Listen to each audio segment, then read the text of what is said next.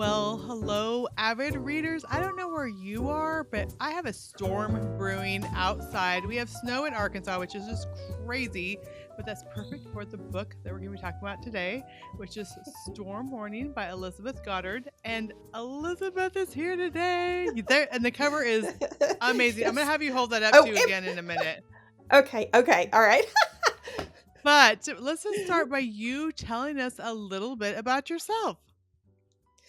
Well, I'm Elizabeth Goddard, and I currently live in Washington State. I'm a seventh generation Texan on both sides of my families, but when I Wow. was in my 40s, my husband's job took us to live all over the different places in the country. And during that time, I homeschooled four children. Now they're adults. I was homeschooling, I was writing, and Yes. now we have landed in a home that we built. Just we just moved in over Thanksgiving last year, and I am Wow. so grateful because for 20 years, my husband was a pastor. We lived in parsonages next to a church, and so it was kind of like always my dream to have my own home. And it's very exciting too because a lot of the my stories I set in this region of the country because I love the setting so much. So thank you, God. Yes, okay, so It's how many books exciting. have you had published? Oh, I need to count again, but my last count was 60. I'm probably 65, maybe 70, I I know, mean, it's so we funny. have Yeah, I do the same thing, I do the several same things. thing. I'm like, it was over 90, probably over 100, I don't know.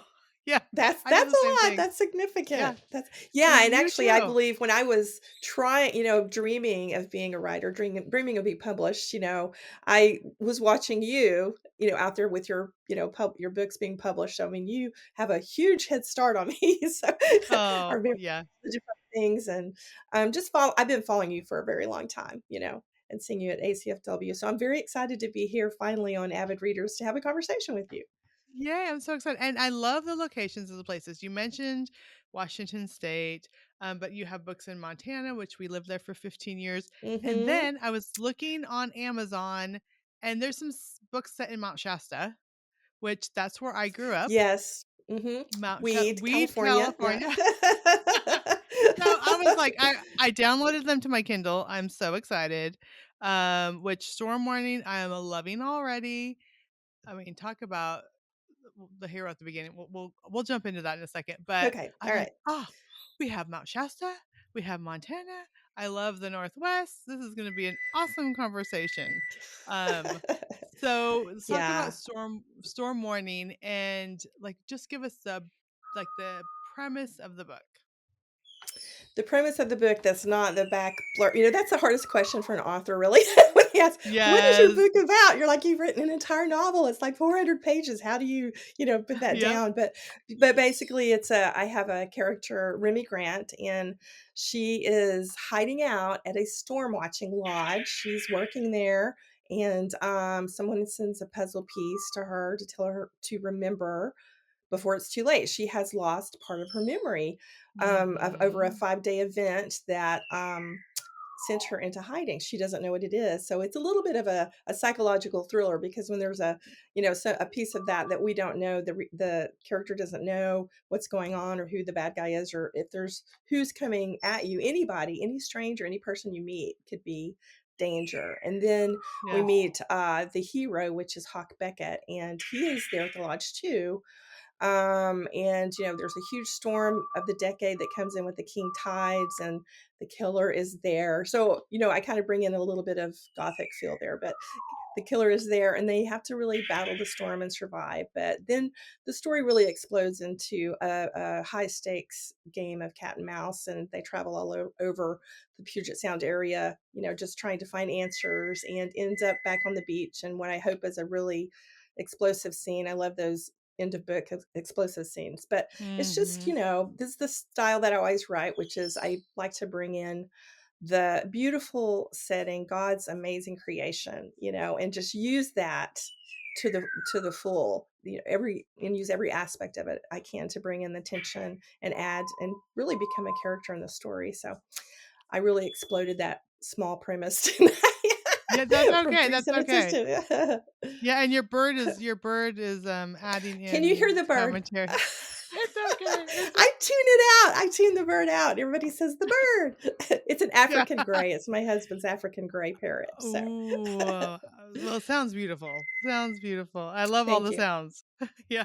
Okay, so this is funny because I teach at our homeschool co-op, and I teach creative writing.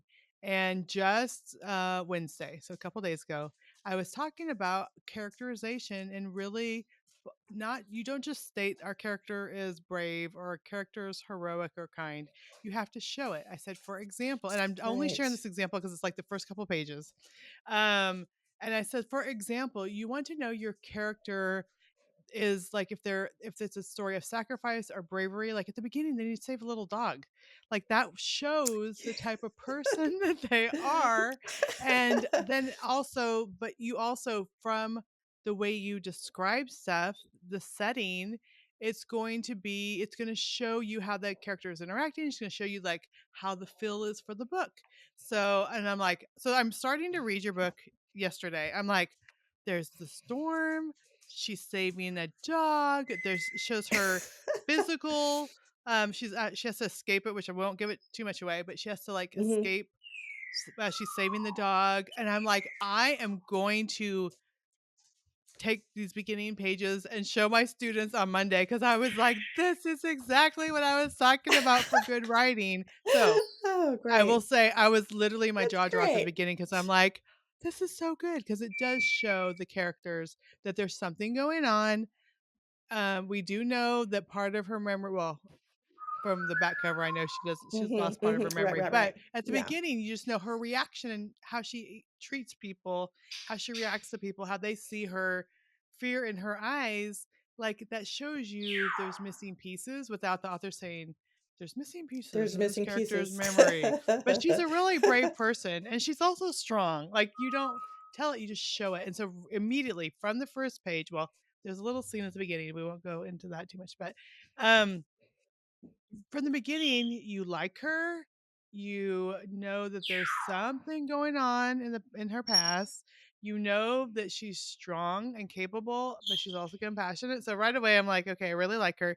But then we have Hawk, who's strong and a hero, and I'm like, this is a really good rescue. So from the beginning, this put them together in a very awesome way, and I just will say, I just love the beginning of your book. So we'll say Oh, that.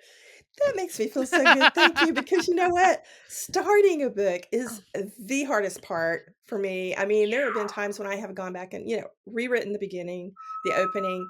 And I know in even one of my books, I rewrote the opening and added a whole new character and changed the trajectory of the book. Oh, But, wow. it's hard to know everything you just said. You have to show all of these things in the first chapter without telling it. And I know with the little dog, I asked some of my writing friends, is it too much that the dog is in danger? Because some readers don't want to have a pet in danger. And I was just worried about that with the little dog. And they were like, no, no, I think that's great. So thank you for letting me know that you liked that, because you never know, right, until a book gets out, is if you hit the mark with that. But I think back to that. Have you read, oh gosh, I don't even remember his name, but it's the Save the Cat. It's the Oh, book yes, yeah, about I know what script you're talking about, writing. the book Save the screenwriting, yeah. Cat. Right. And he talks about how I don't know, maybe it's the movie Tomb Raider. People did not relate to the character because the hero has got to do something heroic, to Mhm. help. And it's got, so I thought, oh, the little dog, and she can save the dog. And, that was Yeah, all and part then of it the shows putting it yeah, together. And then, and yeah, it's a getting the great time for hero. them to meet. Yeah, I mean, yeah, I loved it. So I love the beginning of Good. the book. Thank you. Thank you. Yeah, and it launches you right into the characters.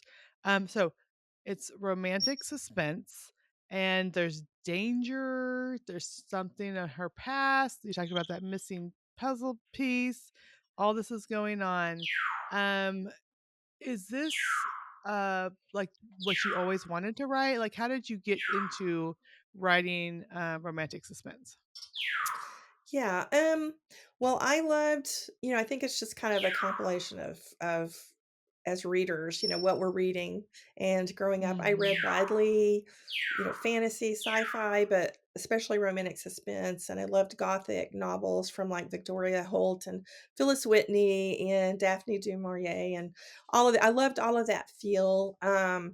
When I first got into publishing, I published with Heartsong Presents. They were so great at bringing in new authors. And Mhm. my first book is supposed to be sweet romance, but someone pointed out that it really had a lot of elements of mystery and suspense. And so I found that with all of my books that I was writing, that I really enjoyed injecting that suspense. And so, I keep to the voice of the line that I'm writing for, but then Mhm. I think it was 2010, 11, I sent a proposal to Love Inspired Suspense and, 50% romance, 50% suspense. And so they really do a great job of teaching writers how to do that and how to write suspense. So, I think that just really opened the door for me to blossom as a writer. I think it can take a lot of words. It can take a lot of books and years to really truly find your niche of where your voice works. And some writers like you can write all over the place, can write history, can write nonfiction, all of that. And actually I started out trying to write I was pitching historical novels, but they were historical romantic suspense at the Yeah. ACFW conference. But I don't think at the time I had a historical voice, and I definitely wouldn't even want to go back there now because, gosh, the Mhm. research to even write one page of historical novel would just blow my mind. But and so the doors just started opening that way, and I credit the Lord, directing my path and Yes. opening the doors, and all the people I met at the conferences. That also helped me. I think networking is so important when you're at Mhm. conferences. But I love the tension and suspense and the action. Of course, I live in a house with all boys, all men, and all the animals, the two dogs and the bird, they're all male. Oh, Beside the wow. point, beside the point. But, it's always about the action adventure movies. So I feel like, I've got that rhythm going and I have to learn to enjoy that or I'm going to be in big trouble. And so Yeah, I no. probably kind of add that explosive kind of ending to my books now as well. But yeah, I love where I'm writing for Avell, which was my dream publisher. And Yes. I think I've been writing for Love Inspired Suspense for I don't know, 30 books or so. I'm trying to think. 2017. I just thought, Lord, is that door ever going to open, for me to write for Mhm. trade? And 2 weeks later, my agent emailed me that Ravel was looking for romantic suspense. And I'm like, oh, now that could be the moment, that could be the answer. So I had like 2 weeks to throw together a proposal. I didn't have one. And it was the right thing at the right time. It was the right book at the right time. So I love I've never it. looked back. I love and it's like God gives us the desires of our hearts, and then he fulfills the desires of our hearts. That's so true. That's so true. Yeah. Yeah. And I had And the dream of wanting to be published, forever. Just that writing. I had a corporate America career in my 20s, but it was always there. So when I stayed home to homeschool my children, have my first child and stay home, I thought, I started thinking maybe now's the time. And I started attending conferences. And so, it's all his timing. He gives you the dream and he opens the doors. And so I feel yes. like I'm in the right place right now. I enjoy Yeah. it. And I love it. I think people would like they're like, "How wait, homeschooling your kids now you have time to write." Right? But it's like I was just telling someone yesterday, I'm like, it's like a break away from not a Yeah. break from the kids, but you know what I mean? From the let's work on algebra, let's work on this. And it's like you could explore and be creative and research things Right. and write and oh mommy's under deadline now. Or, it's Right. like and I think it's important for us to show our kids what it is to use the gifts and the talents that God has given us. Um, and I think it's benefited my kids to see me publishing books and speaking at conferences. They often get to travel with me. I'm going to be up in Portland and Paulsbo next week doing. Oh, I'm speaking at a on a podcast, and then I'm going up to see my uncle. He lives in Washington State, and so my girls are coming with me, and so they get to experience things. My kids get to experience Right. things. So let's talk about that just a little bit. I mean, it is a challenge, homeschooling and kids, but have you seen that it has impacted them in a good way to have you be a published Yes. author? Yes, I think so. I think it's funny too that, attending the conferences, there were so many homeschooling novelists. There's so many Christian Yeah. novelists. I think it just because we love books, we love everything about books, so it's Mhm. part of the package. I think it's funny because, at one point I had put out it was just when I was writing for Heart Song, I had, I don't know, it was quite a few of them, and I put up out on a table, to take pictures, or maybe I was at an event, and my daughter was like, "Wow, I didn't know you had that many books," and, it's just that they just kinda take it for granted, I think, for a while, and it's just now that, my daughter's in her 30s, and she's wanting to be a published novelist too, and she's completed her novel, and Yay! we're working to find an agent. And so I think, sometimes they have to grow up a little bit and then like, wait a minute, this is really an awesome thing that you're doing. And my son is also trying to write different Yes. genres, but yeah, you give an example of hard work and tenacity. Because for me, it took a very, very long time, and I had to really stick with it and just be committed. Mhm. This was it was very important. In fact, there was years where we just really didn't have the money for me to go to a conference, but God provided, and I had the support of my family and my husband. If I didn't have that, I couldn't have done it. Right? You can't Yeah, just go off to absolutely. a conference for several days when the finances aren't really there, but when people are supporting you and seeing how important this is to you. So I think all of that just shows your kids that, hey, your dreams can come true, but it requires commitment and hard work and stick to itiveness. And that's what it took for me. Um, it is exciting to see now.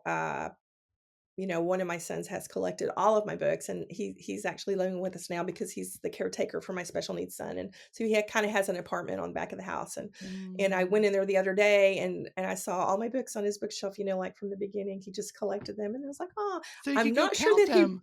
he's Now you can read count them them. and see. Oh, yeah. Oh, well, he's had all the ones that are print. I mean, there's plenty that he probably didn't. I say that.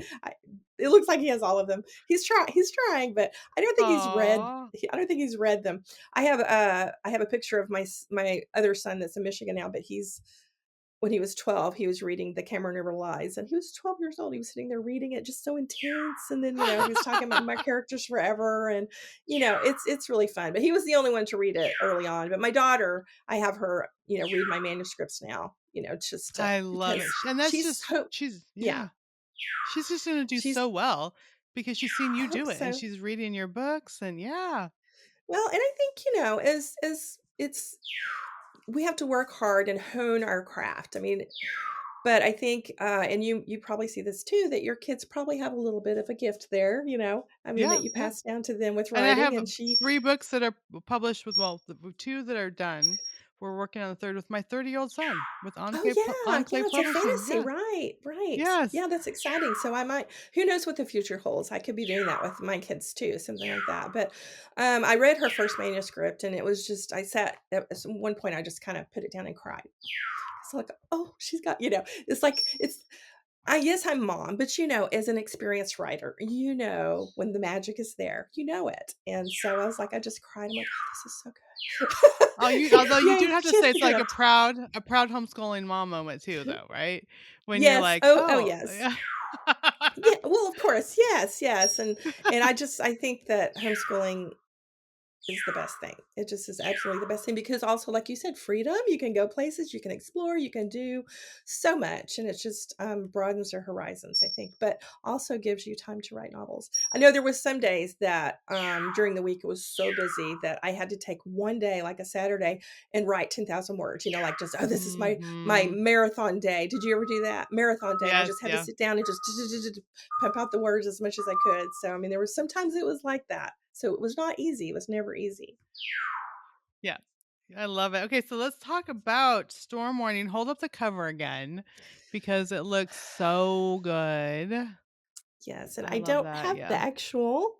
Can you see it Yeah. without the Yeah, reflection I there? do. So I pulled it up Yes. on my iPad. So yeah, Ravel.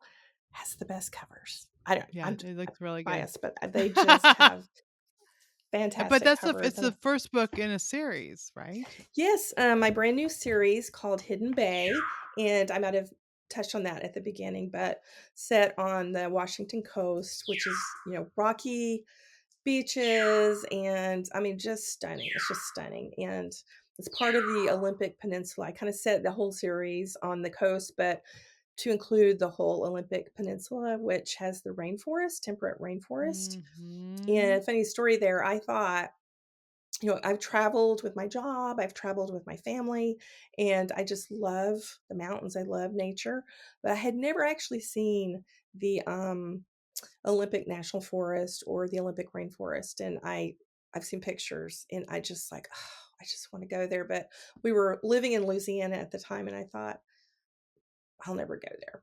I mean, that's just a place I'll never get to see. Of all the places, I just really believe that. And here I am living in next to Capital State Forest, which is right next. I mean, I could drive there like in an hour and That's go so to. cool. I mean, that's just so God is what it is. I Yes. never could have imagined that, but setting, living so close to where my books are set. So back to the back to Hidden Bay though, because that's all part of it. Yeah, Olympic Peninsula, and it's a wilderness area. There is very little cell service, and I know this personally. I mean, even the Mm. satellite blips. I mean, you can't. There's places where you're like, there's no satellite. We're lost. Where are we? So, to me, that's a perfect place to set a suspense novel. A lot going When on. I have my someone's out to characters. get you, you can't get Yeah, even call for help. yeah. Yeah, I know, it's really frustrating, and there's times, like, the book I'm working on book 3 right now, and I'm like, "Wait a minute, she couldn't call, she couldn't do that because there's no have to go again." No, sometimes it can be frustrating because I need them to call, I need them to be able to have this information come, and it can't happen, so I gotta figure it out, but the world is changing, and that is it's a hard thing with suspense novels, like, there's Starlink covering even places that can't get cell service, and I'm like, "Ah."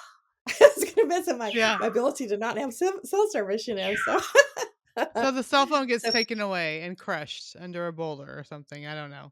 You gotta get yeah, rid of the yeah, cell phone. something. Yeah, something, or the battery's dead. I mean, sometimes readers will go, "Oh, yeah, that's convenient," but, it really does happen, it happens, Yeah, it you does. drop it and you crack it, or, I know at one time, years ago, I had a New York editor asked me regarding a manuscript, "Well, why does the cell phone drop? Cell phones don't drop," and I'm like, maybe if you live in New York, they don't, but, Yeah, the rest of the world is completely different than New York, and they do completely drop, your different. signal drops.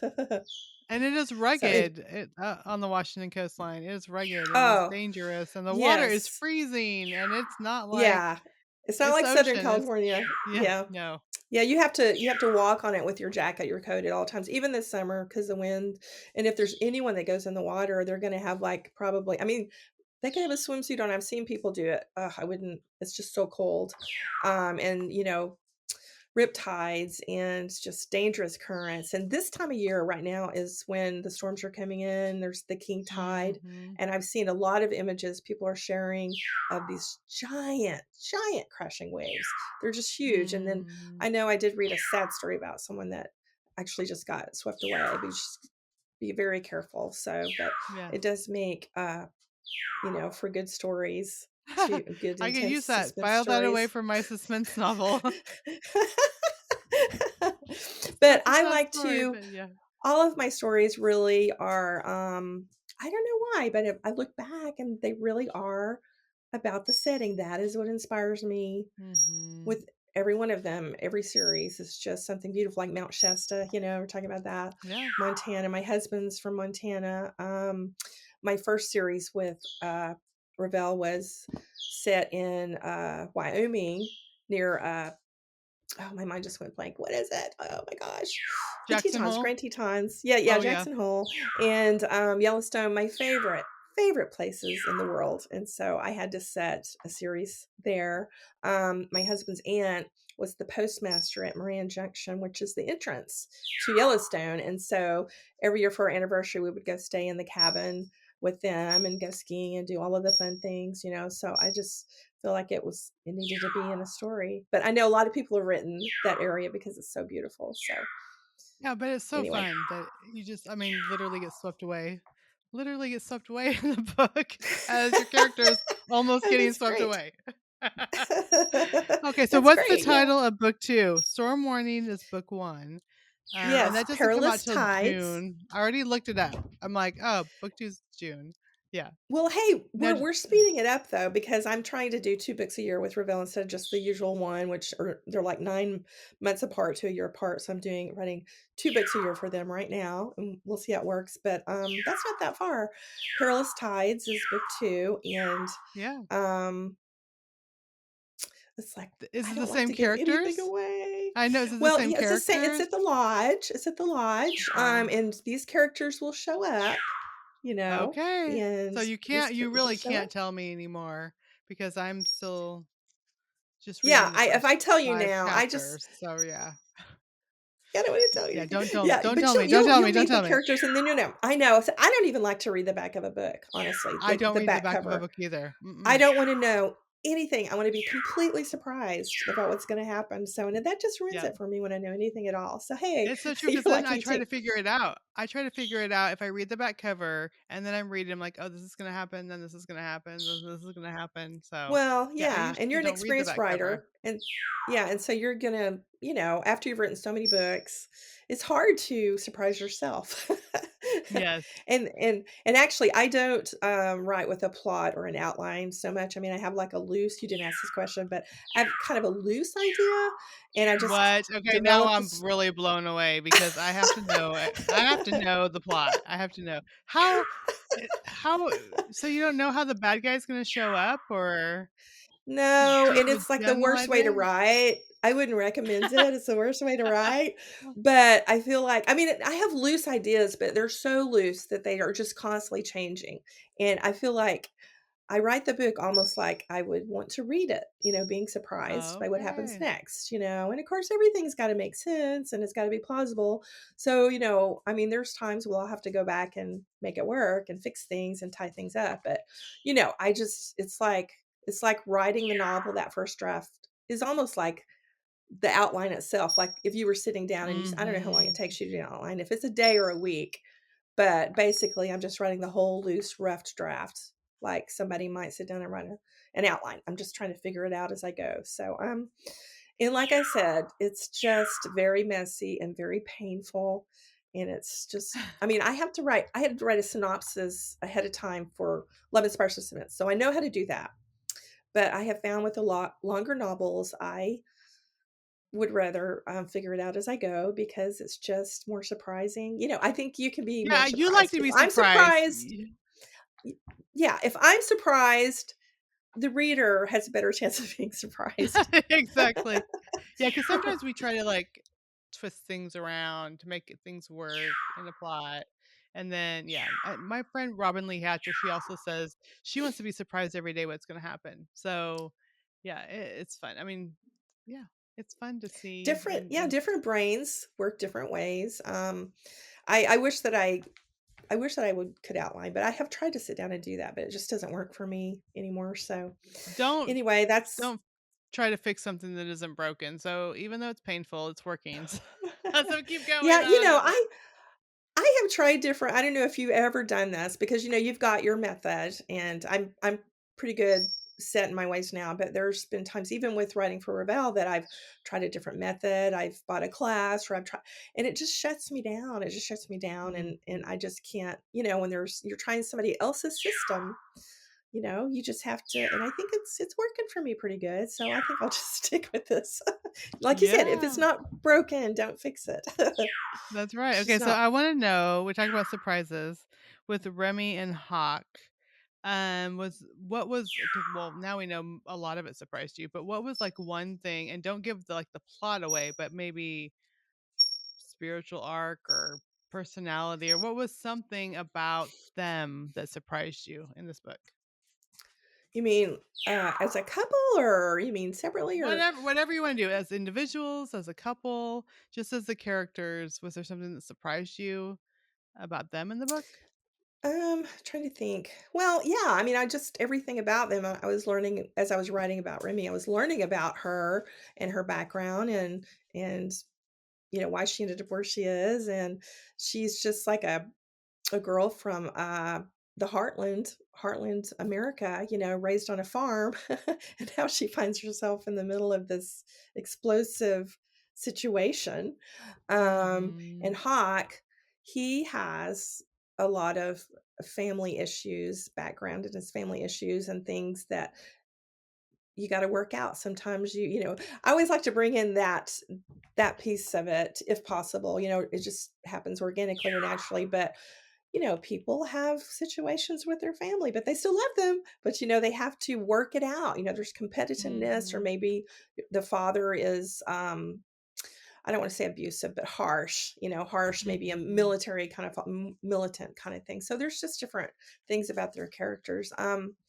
One thing I wasn't sure about was the spiritual part of the story, and I like to just let that come out too. And sometimes I'll look back and go, wow, I didn't really see that. But and this Mm. story, it really is about, in a big, huge metaphorical way, that God is still on his throne. The storms of our lives, all these waves Mm. crashing, and the physical part of the storms, but then the storms that my characters are going through internally. And so I have this scripture. I think there's a similar scripture in Isaiah and Psalm, but just talking about the roar of the ocean, the crashing of the waves, the roar of the waves, and God is the one that set them in place, and he is still on his throne. And so that was kind of became my scripture, and the theme of the whole book is like, no matter what's going on in your life, it doesn't matter, he is there, he's on his throne, and he's there with you. And it's kind of like different it's kind of a different metaphor, but talking about Shadrach, Meshach, and Abednego in the fire. God Mhm. didn't put the fire out, he sent Jesus to be there with them. So Right. that was just kind of, that was, I could say, that was a surprise too, as I'm writing this story, to go back and look, oh, okay, yeah. I see you, God, you're there.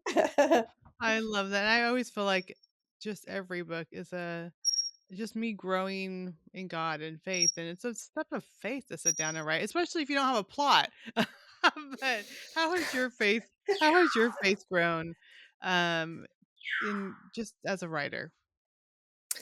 Well, for me, it's grown just because as we talked about earlier, just seeing God planting that seed inside of me. And he actually, Mhm. actually chased me for several years, where I was just like running away from this call to write, until I finally said, okay, okay. But in every publisher I've had, every opportunity I've had, it's been through prayer and God opening the door. I mean, not any of it have I mean, I wouldn't be here without him. I'm Yes, thinking that's of the miracle all the time. I don't even understand why me, but it's just totally God. And so for me, it's like, I know that he is with me, even when I can't, even when I feel like I'm far. I mean, and sometimes I feel like, where are you, God? But he's there, and he's working in our lives. And even like with the house that I'm talking about, that we just moved into. I mean, it's just been such an answer to prayer, and I'm still just, mm, sometimes it can be hard to comprehend what God does yeah, in your life, and just how good he is. I'm like, Lord, help me to comprehend your goodness, and all the doors yeah. you've opened, and everything you've done for me. So, I mean, for me, it's been growing and just understanding that he's there, and he's got control of my life, and of my writing, and everything about my life. I love that. Oh, so good. Okay, so I should have probably warned you before I asked you this question, but you have to think Oh on your no, feet. What is I'm a not good at Christian that. novel? What's a Christian novel that you've enjoyed? There has to be a Christian novel out there that you've enjoyed. Oh, I mean, like, I'm reading Christian novels all the time, and I enjoy I them all. know. I just I just finished, for endorsement, reading, Dana Mintink's, Fire Mountain, and it's about a Oh. volcano, Mount St. Helens, and she kind of did a story based on a volcano set in the same area, and so I'm reading that. And I actually am hoping, I have a proposal years ago that I put forward that had a volcano in it. So I'm like, no, you can't do a volcano. Yeah. I'm too complicated. Anyway, we've already talked about it and everything. Her book is so completely different than mine would ever be. Yeah, So exactly. it Yeah. was, yeah, it doesn't matter. And so it's very exciting and it's action packed. And we actually, we have a lot of similar kind of stories. She loves natural disasters and she has a huge, wonderful faith message and a romance in the book. So Oh, yes, I that love was, that. and that comes out in July, I believe. Oh, good. Okay. See, that Hmm. wasn't that hard, even though I didn't prepare Yeah. you ahead of time. Some people just like, you tell their mind's blank as soon as I ask the question. But you did great. All right. So I just have one last question. Where can people go to find you and to find more information about your books? Well, I just had a brand new website. I hope everybody will go look at it because my website designer did a phenomenal job. You can go there and there's waves crashing. So for each series, I'm Ooh. going to have the background, be some sort of live action of something happening, but the waves are crashing at Hidden Bay. So elizabethgoddard.com. And there you can find all of my social media, Twitter and Facebook and Pinterest and Goodreads and all of it. So just go to my website and it's all there. The little tags. You can find me there and Yay. contact me, email me, subscribe to the newsletter. And yeah, easy peasy. I love it. Well, Elizabeth, thank you for being here today. I cannot wait to read more of your books. I'm trying to decide if I want to go back. I want to go back to the Mount Shasta one though. I'm thinking I might wait for the audiobook of this one, Storm Warning, and then going back and read the Mount Shasta one since I grew up there. But I'm enjoying you so much. So thank you for being here. Thank you for having me. It was great. Appreciate it.